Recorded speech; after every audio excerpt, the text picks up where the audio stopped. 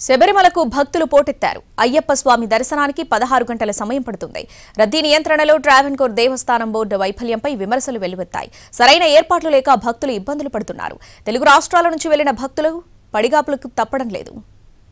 శబరిమల భక్తులతో కిటకిటలాడుతోంది. తొలి 2 రోజుల్లోనే 2 లక్షల మందికి పైగా వచ్చారు. మండల మకర విలక్కు వార్షిక తీర్థయాత్రతో కేరళలోని శబరిమల అయ్యప్ప క్షేత్రానికి భక్తులు పోటెత్తారు. దీంతో ఆలయ ప్రాంగణం కిక్కిరిసిపోయింది. పంబ నుంచి సన్నిధానం మార్గంలోనూ విపరీతమైన రద్దీ ఉంది. చాలా మంది బ్యారికేడ్లను ఎక్కేందుకు ప్రయత్నించారు. రద్దీ నియంత్రణ విషయంలో దేవస్థానం బోర్డు ప్రభుత్వ వైఫల్యం కొట్టొచ్చినట్లు కనిపిస్తోందనే ఆరోపణలు వస్తున్నాయి. భక్తుల రద్దీకి సరిపడా ఏర్పాట్లు చేయలేదని ఆలయ బోర్డు ట్రస్ట్ ప్రభుత్వంపై ఫైర్ అవుతున్నారు భక్తులు. ఆలయ ప్రాంగణం పంబ నుంచి నడక మార్గంలో ఇసుకేస్తే రాలంత భక్తజనం ఉండడంతో ట్రావెన్కోర్ దేవస్థానం బోర్డు సిబ్బంది పోలీసులకు రద్దీ నియంత్రణ కష్టంగా మారింది. దర్శనం చేసుకుని వచ్చే భక్తులకు ఆ మార్గంలో ట్రాక్టర్లు జేసీబీల రాకపోకలతో ఇబ్బందులు తప్పడం లేదు.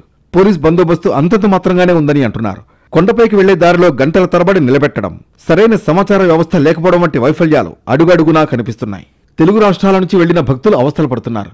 క్యూలైన్లలో గంటల తరబడి నిలబడినా కనీసం నీళ్లు అందించడం లేదు. సరైన ఏర్పాట్లు చేయడంలో ప్రభుత్వం, టీడీపీ విఫలమయ్యాయని కేరళ ప్రతిపక్ష నేత, కాంగ్రెస్ సీనియర్ నేత విడి సతీశన్ ఆరోపించారు.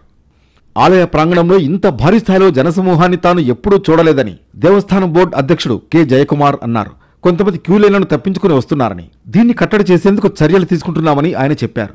రద్దీ నియంత్రణ కోసం నీలక్కల్, ఇతర ప్రదేశాల్లో భక్తులు ముందుకు కదలకుండా తాత్కాలికంగా ఆంక్షలు విధించామని ఆయన చెప్పుకొచ్చారు.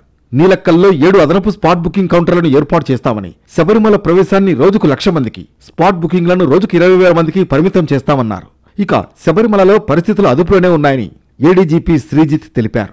రద్దీ నియంత్రణ వ్యవస్థ త్వరలోనే పూర్తి స్థాయిలో అమల్లోకి వస్తుందని చెబుతున్నారు.